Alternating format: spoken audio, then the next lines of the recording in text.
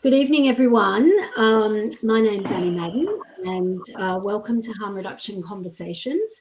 I'm coming to you from the unceded lands of the Wurundjeri people of the Kulin Nation, otherwise known as Melbourne. I'd like to acknowledge the traditional custodians of the land that we're meeting on and all coming from across the country tonight. Pay respects to elders past, present and emerging. Harm Reduction Conversations is actually a bit of a new initiative from HRA.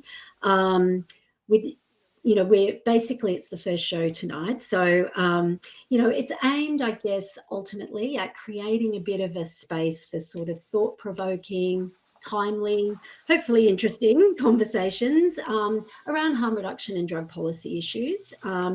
Particularly also around a focus on drug law reform and offering an opportunity, of course, for HRA to raise a little bit of money to do our work. As many of you will know, some of you won't. Harm Reduction Australia raises all of its funding for the work and advocacy that it does. So this is a strategy as part of raising our funding as well for the work we do.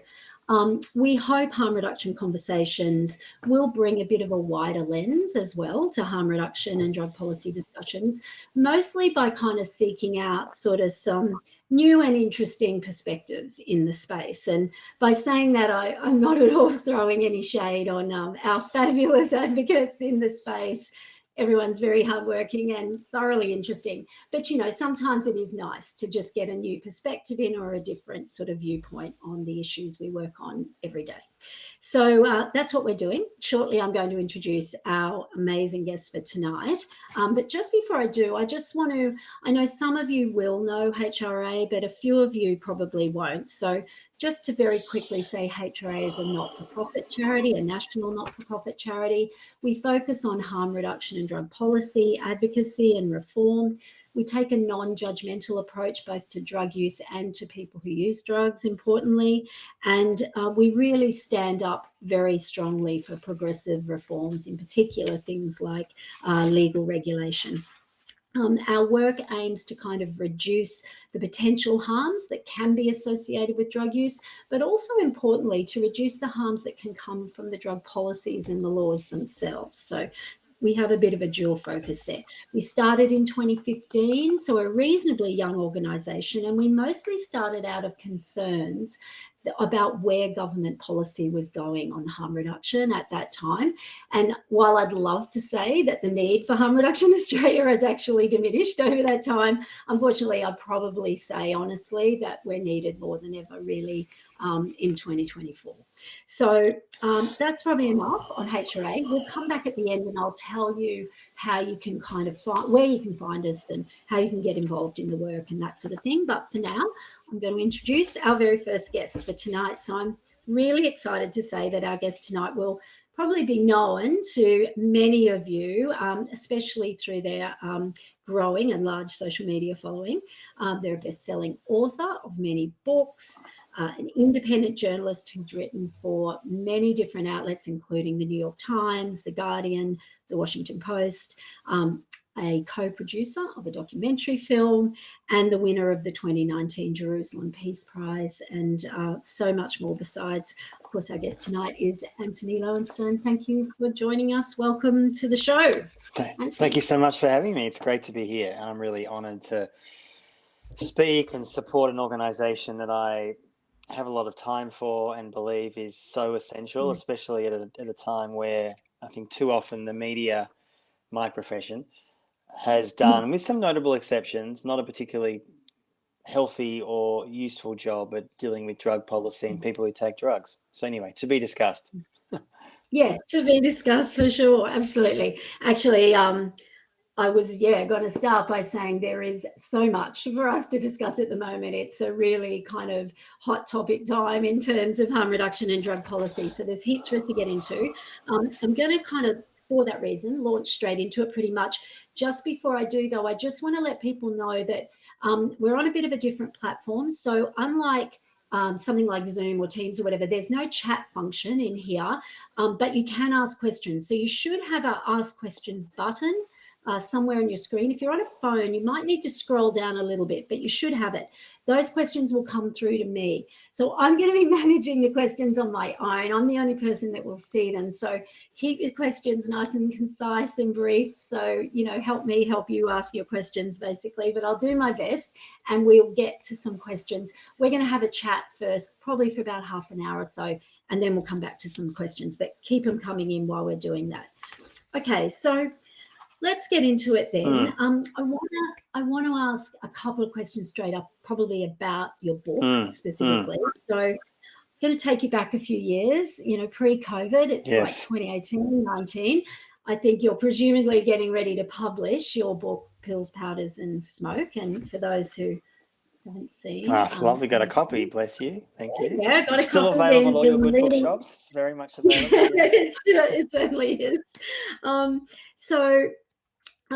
Now, it's variously been referred to as meticulous and forensically researched, I believe, and as urgent and vital in terms of the issues that it covers and the key messages that it carries. So I'd just like to start by asking you, how you came to be writing about the war on drugs, because, you could be mistaken, I guess, for thinking that this was a bit of a departure from your previous work, but maybe there is a thread that goes through. So I'd really like to just know, how you came to be doing it and why. So I've been, I guess, a journalist for about 20 years. And yes, I guess in the last 20 years, people have often got to know me from doing work around Israel, Palestine, including at the moment, which I know we're not talking about tonight, but I've also covered lots of other issues.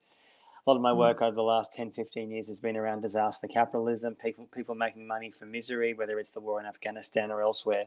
And the reason I was interested in the drug war, and I started researching that book in about 2014, 15, it took about 4 or 5 years, not a full-time job, but sort of stop-start, doing various trips, is the belief that I started getting really frustrated with what I saw as so much of the media coverage around drug legalization. Now, it's something I support, just to be very clear. The book advocates legalization.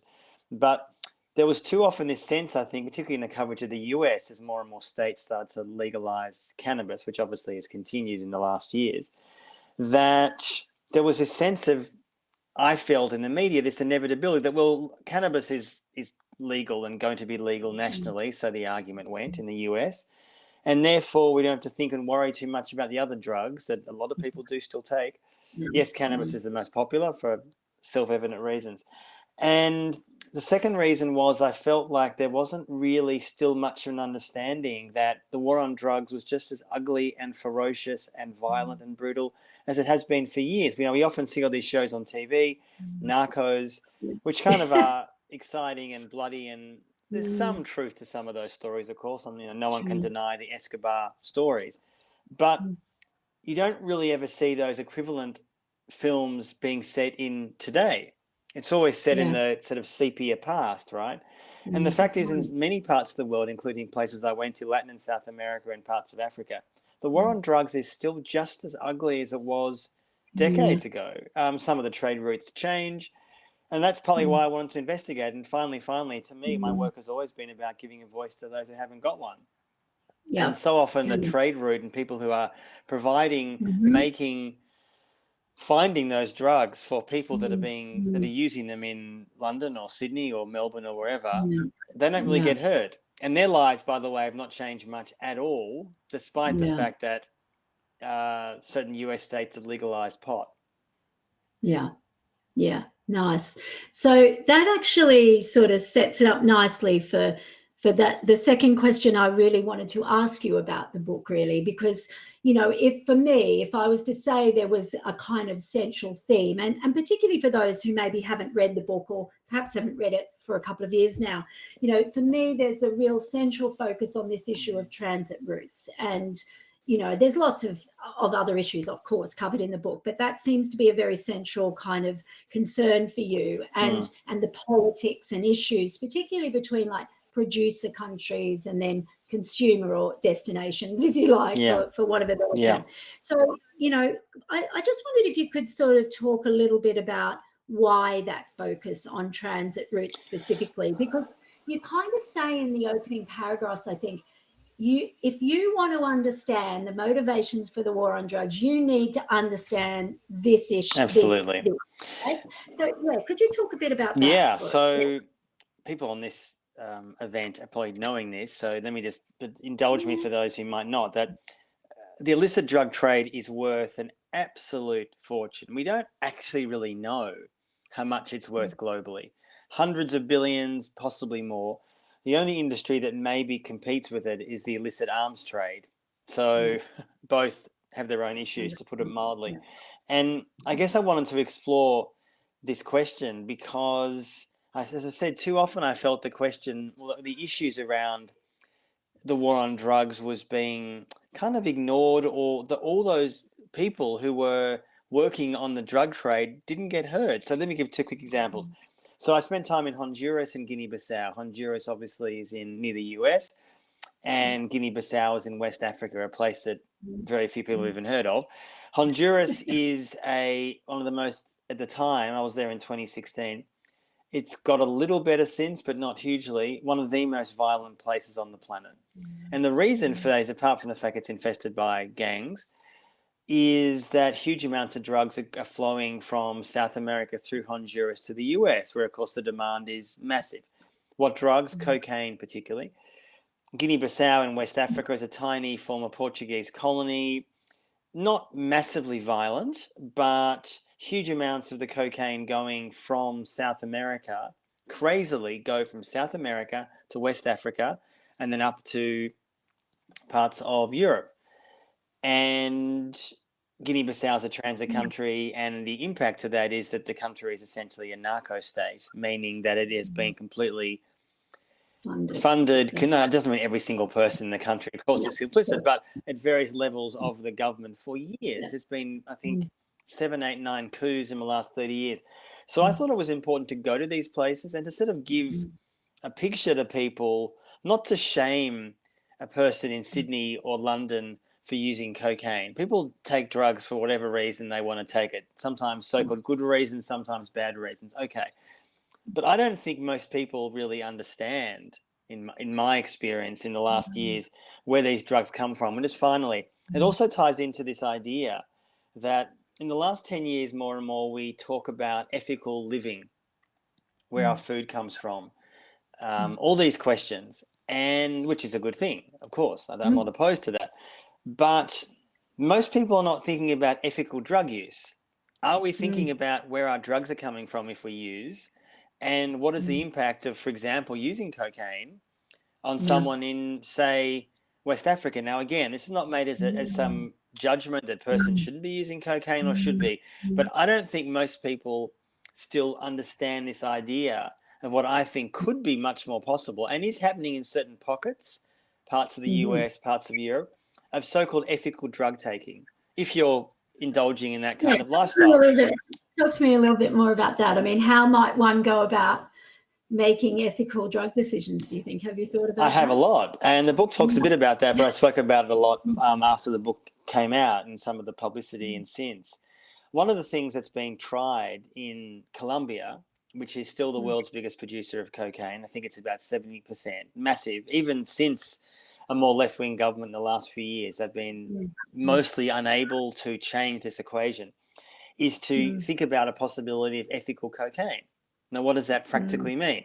It means that potentially person X living, initially it would start in, say, Colombia, but in theory, in time, it would go to person X living in London or Sydney, would know in some clearly marked way that the source of their drugs was ethical, that everyone along that supply chain was paid well. Now, that might seem now utterly fanciful because cocaine, for example, is illegal, and cocaine will not be made legal next week. We all know that.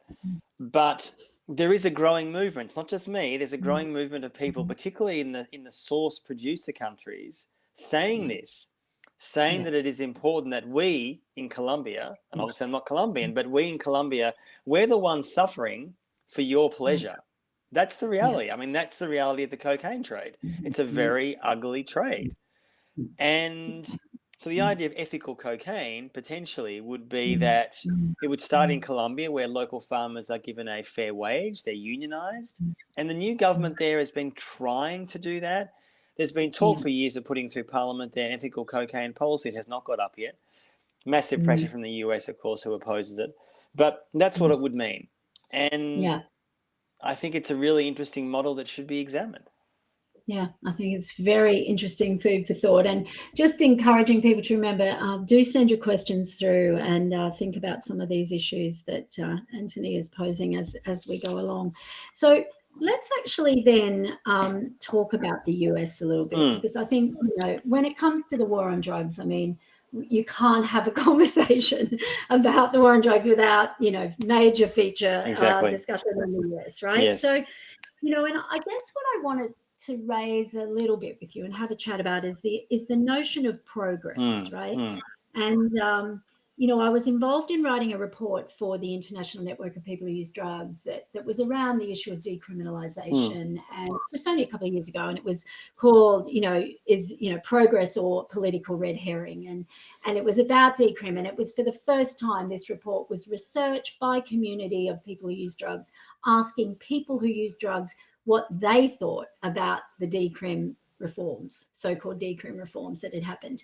And, spoiler alert, they didn't think a lot about a lot of that decrim. But what that makes me think about, though, is this notion of progress and how we measure progress, I guess, in this space. And we have seen some pretty modest reforms over the last 5 to 10 years, it needs to be said. Yes. Probably 15 years, let's say Portugal first, much heralded Portugal. Yes. Then, other places, Uruguay, Oregon, Canada, etc., Thailand.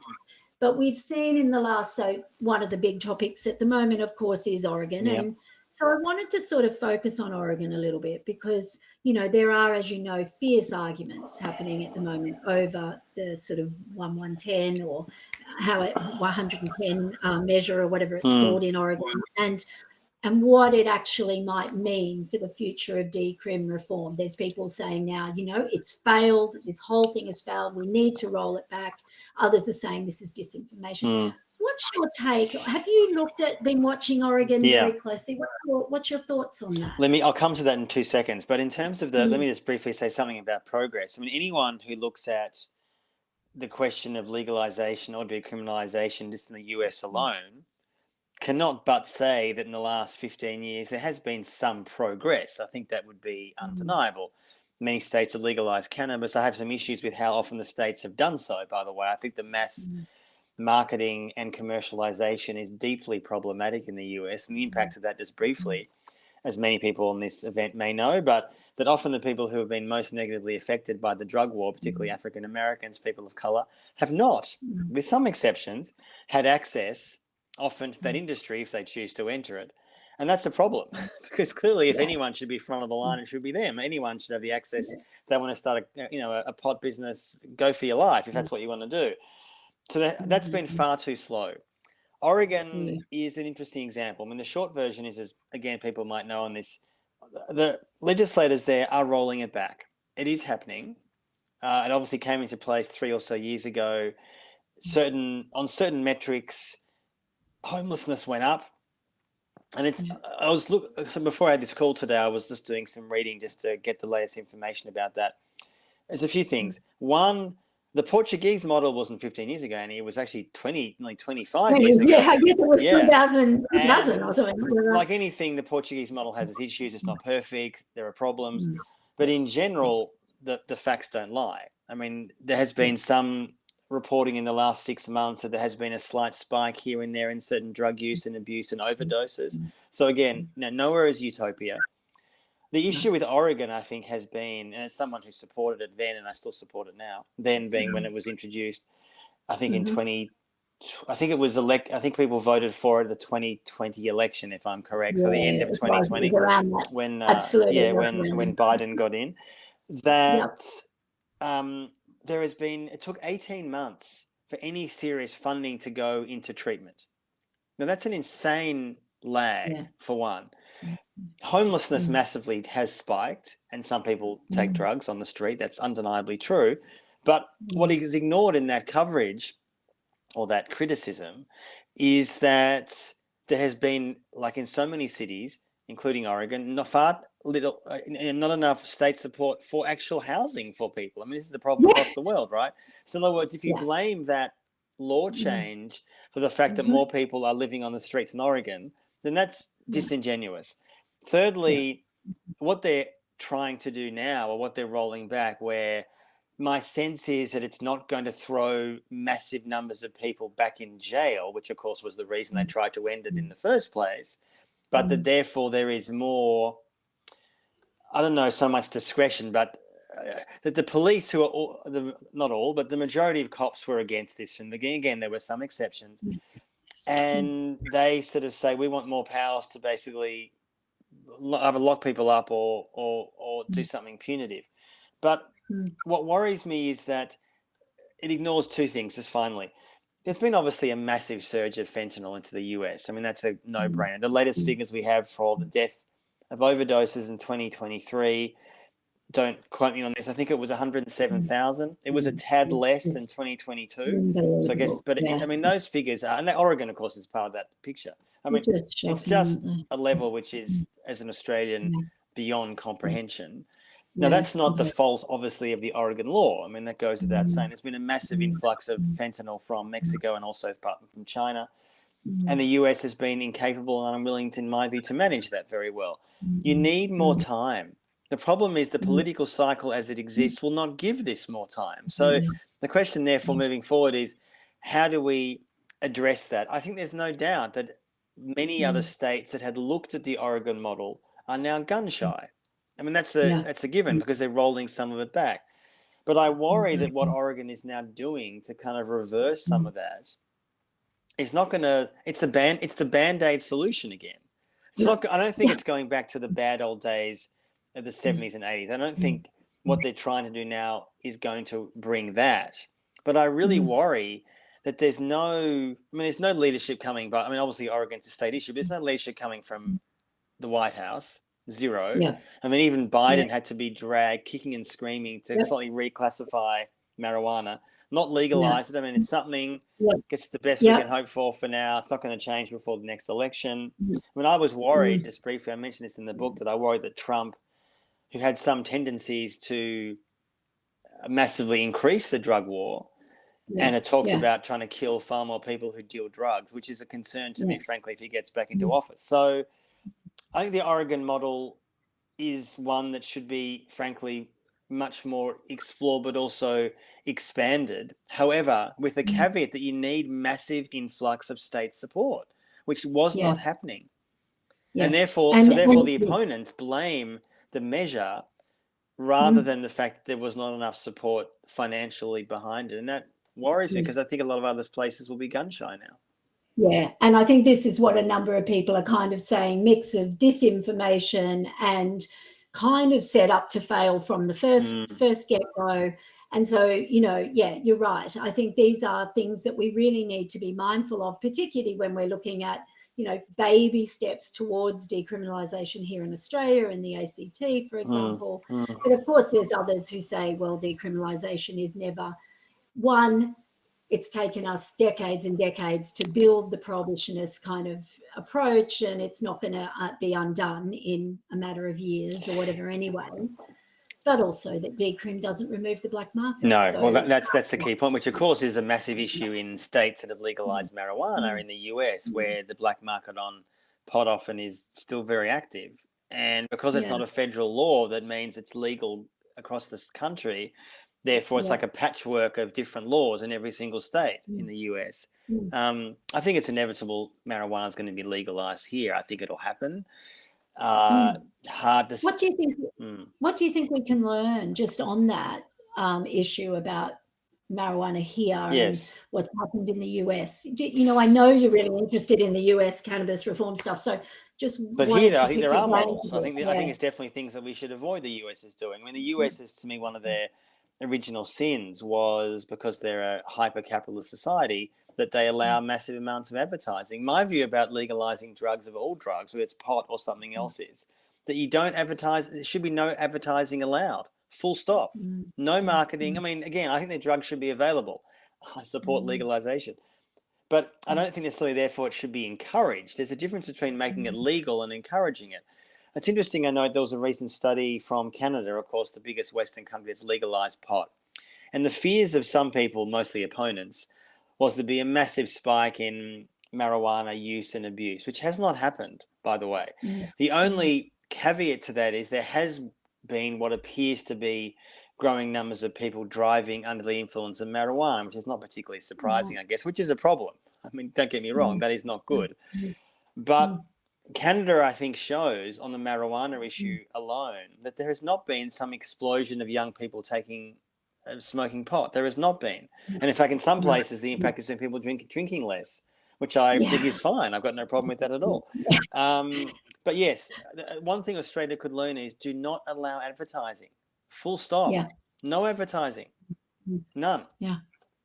Yeah. Interesting point. Okay. Well, look, we're kind of rapidly running out of time for our segment. So I want to just shift us to Australia a little bit, because we've talked a lot globally, haven't we? And touched on Australia here and there. But, of course, there are so many issues I could ask you about Australia. But yesterday, I was at UNSW drug policy modelling program launch, and they released what's called the drug budgets. It's about proactive government expenditure on illicit drugs. And it was the first time this report's been released in a decade. And, it was just, it's appalling, really. We see from the $5.5 billion that governments, federal and state, spend on illicit drugs, less than 1.6% is being spent on harm reduction. That's like $90 million, right? But wait for it, 3.5 billion or 65% is spent on law enforcement, and not just on any law enforcement, but on street level law enforcement, right? So I want to just give you that backdrop. Sorry, and if that's the first time you've heard that news, but in that backdrop, we're looking at, 5 people a day dying of overdose in Australia. And it seems to me that, and I don't mean this, not no one cares, but it almost feels like no one cares about that. No one really talks about it. Certainly the media doesn't really pick up on it. It's very hard to get any traction on that issue. So, I'm just interested to know, and I know there's 1 or 2 questions here too. People are really interested to know your thoughts on, things like, why is there so little political will in Australia to change in relation to illicit drugs? What can we do? What do you think? Well, I guess there's a few ways to answer that. One thing I would say is that, as I say extensively in the book, that so much of the media coverage has contributed to people who take drugs, regardless of what they are, to be demonized for years. And there has been little, and therefore, as I say in the book, politicians, and this is by no means an excuse, but an explanation, feel concerned that if they come out strongly and say, even legalize marijuana, that they'll be demonized by the Murdoch press somehow as, pro-drug fanatics or something, and they're scared and they're just gutless and they don't do anything. I'd say the only, one positive news in the last few years, which interestingly enough, of course, began under the former Liberal government, who were hardly radical on anything, certainly not drug policy, where we're now in a situation where the use of psychedelics for mental health issues is well on the way. It's not hugely accessible yet legally. I know a lot of people who do it underground, so it's a work in progress. But that to me is a sign that would not have happened 20 years ago. Yeah, and I say that as a way to explain that.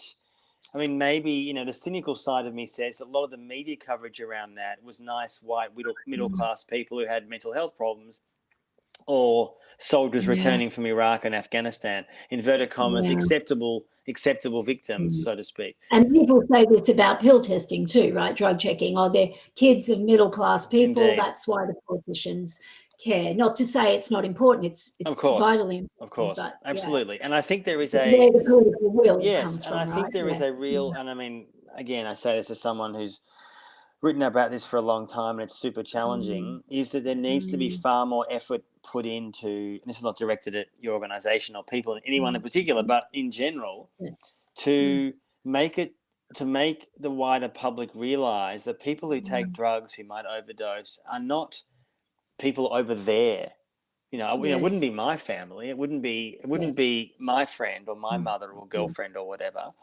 And Yeah. the statistics simply don't bear that out. I mean, obviously, overdose rate's nothing like America, thank God. That's true. But I think there needs to be a really concerted campaign to make it seem like this can happen and does happen, not just overdose, but drug use to anyone. And finally, the issue that as I talk extensively in the book about, is that the drug war is a class war. It's always been a class war. And what I mean by that is that obviously drugs can impact everybody, whether you're rich or poor, but the people who are disproportionately impacted, as we know in the legal justice system, is mostly poor people. Yes, you could be a rich coke dealer and go to jail. It does happen. But in general, it is people, as you say, who might be on the street, as an example, or homeless or whatever. And they're the ones who are disproportionately impacted, I'm saying, by excessive policing. And it's finally, there's got to be a much more concerted effort, just in New South Wales alone. This mad obsession with police dogs is so out of control. Everyone says, including to the figures, that doesn't actually really work, apart from the fact it's contributing. Strip searching children and Exactly. the rest of it. It's bizarre. It's bizarre. And again, there's obviously a Labor government here who are pretty conservative and gutless, who have talked when they're in opposition to maybe have much more progressive drug reform, which has not happened. And again, I think because there needs to be much more, not just political pressure, but media pressure. This has to be seen as an issue that politicians feel heat on, which has to come from the public. And it should be, these issues should be election issues, frankly, and they're too often not. Yeah, too often. Well, far too often not. Okay, well, look, we're going to, because we're getting to that time. We've got about sort of 13 minutes or so left. We've got a few questions here, so I might just they're probably going to be reasonably random, but we'll see what we can do to string them together and make sense. The first one's really interesting, actually. So a person's asking, Mexico has a new centre-left government who are talking about new ways to sort out the mess that drug trafficking has caused in that country. Do you see ideas like yours being part of the conversation, or are such ideas doomed without some sort of US participation? So the short answer is yes. Is obviously first woman of Mexico was just elected. She comes into office in October. She follows very much in the tradition of the former leader, who was a man who came into office talking a big talk. But let's be frank, the drug war in Mexico has remained an utter disaster for 20 years, whether it's run the country by a left-wing or right-wing government. To me, it is impossible to radically change the Mexican apocalypse, which is basically what it is, where there's every year between 30 to 40,000 people killed in the drug war without US involvement. I mean, there's no way, because as we know, most people who are transiting those drugs are taking it to America. That's where the demand is. Of course, some Mexicans take drugs, but it's predominantly the US. And at the moment, at least, I do not see any serious appetite by Biden or Trump to have that conversation. It is the same old militarized solution. Now, within Mexico, this new leader may well have some good ideas. She was the mayor of Mexico a number of years ago, and violence did go down when she was mayor. But without engaging the US, how do you do that? The demand is in America. It's not predominantly in Mexico. And I mean, also, yes, just finally, I think that the level of bastardry and corruption in Mexico along this issue is so great, including in the soon-to-depart government. I mean, this is not simply a right-wing problem. As I said, I mean, in the last years, when there's been a left-wing leader, there's been 30 to 40,000 people still being killed every year. Yeah, absolutely. It's hard to know, just where to start. Well, I should say, I mean, what's interesting, finally on this point, that certainly since marijuana was legalized in many parts of the US, the marijuana trade has been far less profitable, of course, in Mexico. Now, again, absolutely. So the cartels that were involved in that have obviously had to move to other drugs because there's not much money to be made in marijuana anymore. Now, of course, the one big elephant in the room here that's killing most people in the US is fentanyl. I think it's that's about right. 80% of that 107,000 death toll I mentioned before in 2023 was fentanyl. I mean, just off the Yeah. chart.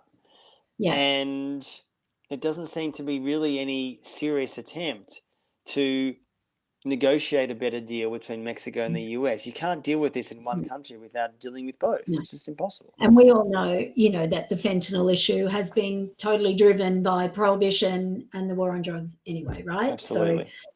So, this is what you wish for, basically, when you don't deal with something Or like for that prohibition. matter, the explosion of legalized opioid crisis, Yeah. which often has Yeah. led a lot of people to take more serious and awful drugs. Yeah, I mean, opioids are legal in America, or Yeah. a lot of them are legal, Yeah. but it's led to this. Yeah, exactly. Look, so we've got another question here that is it goes back to Australia, but it's quite a practical question. It's about, they want to know, how can we strategically advocate for decrim and legalization here in Australia for all drugs, please? What are some of the actionable measures we can take? So not sort of broad stuff. I don't know. Do you have thoughts on things we're doing, not doing, could do more of? I mean, my less view, of? as I said, is that all drugs should be legalized and regulated, but I think it's not because I'm some conservative, I'm not, but I just don't see any state or country legalizing all drugs. It's not going to happen. I think, for example, the figures from from Canada are very encouraging about marijuana, by the way. It's an equivalent Western country. We're not really even having a serious conversation in Australia about legalizing marijuana, let alone anything else. I think making many more people aware of those statistics in Canada, again, driving while under the influence of cannabis is not good, and that's obviously a problem that needs to be addressed. But as I said, there's not been some explosion of young people smoking pot. There has not been. I think also, secondly, this idea of, which has kind of happened, as I said, started with the former government, it's continued with the Labor federal government, is the use of psychedelics for mental health care. And again, I think the danger with that is that it becomes a drug that can only be accessed by people who have a lot of money, because it's a really expensive drug done in that way. But there's no reason why in time, and again, I'm not evangelical about it. I don't think everyone should be, doing mushrooms. I don't think that for a second. But it can help a lot of people. And Australia's got a mental health care crisis, to put it mildly. And I think the practical steps are to humanize those stories, to show more people what's going on, to explain that it should be far more accessible and, frankly, paid for by the state. Because at the moment it's illegal. It's become legal, but I think there's only a handful of therapists who are legally allowed to dispense it. That'll change in time. A friend of mine's, in fact, training to be one of those people right now. But it takes years. And I'm not opposed to the rigorous training. But anyway, so I think explaining to people, humanizing it to people, putting a face to a policy, to not make it seem scary, I think that is an important point. Yeah. Okay. So, I mean, I think this point about sort of the extent of drug use in the world and humanizing stories and all of this, I agree with you. I think that's a really critical part of how we start to change the narrative and to build political will towards change and whatever. But one of the things that you and I touched on when we first talked about doing this, and I did want to try and touch on this tonight, is you kind of said this issue of, I think it's in the book, you've long been fascinated by people who push the acceptable boundaries of society, right? And it strikes me that, there is going to need to be some real bravery. And as someone who has kind of stood up and advocated as a person who uses drugs for a long time, it does take a certain degree of strength and bravery to do that stuff in the face of prohibition. But one of the issues that I think comes up a lot in talking about this is this issue about, whether, how far should we go? Do people have a right to use illicit drugs? Yes. Should we really be just sticking with sort of medicinal kind of models and, treating this as a therapeutic thing? Or is it so much a part of the human condition that we need to accept this? I mean, my view has been for a long time, and the book says this, I think people have every right to take drugs. Absolutely they do. Whether it's for medicinal purposes or enjoyment purposes. No doubt about that. Of course, that's not the system I guess in some ways it is the system we have, because people are taking it whether it's illegal or not. It's not stopping people taking whatever they're taking. But the reason partly I wrote the book and why I keep talking about this issue is, and I keep banging on about sort of transit routes, is that there is a cost that is being borne by huge amounts of people for the drugs that many of us might be using. Now, maybe not marijuana, but other drugs. Now, again, it's not to shame people in doing it. It's not what I'm saying, but it's to inform people. This is the reality of a prohibition system. And if we can think more about ethical drug taking, which is a concept I've been banging on about for years and sort of not really taking off, but I think it's a really interesting way to put it, because it just feels like there's something to be said for making it, a more, I mean, obviously ethical cocaine doesn't. Providence of their drugs. Yeah, it's entering. It's a lot of it's just pushing that conversation into the public. If you care about what food you're eating, why don't also care what drugs you're taking? Yeah, and where it's coming from.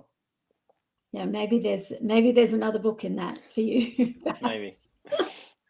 Maybe not at the moment though. So look, we probably need to sort of wrap up, because we're just a few minutes from finishing. So I did sort of, one of the things that the concepts that was in your book that I really was very drawn to, it was actually your dedication in the book, in fact. And you say, this is for the millions of drug war victims around the world who deserve a life of peace. And I really liked that. That really, I really concur with you, but it also kind of really got me. And I thought, I wouldn't mind just asking your thoughts on, how do we negotiate a long-term drug peace? And are we likely, do you think, to see drug peace in our lifetime? I mean, I guess it depends how well. I guess it depends how well everybody is on this in the event.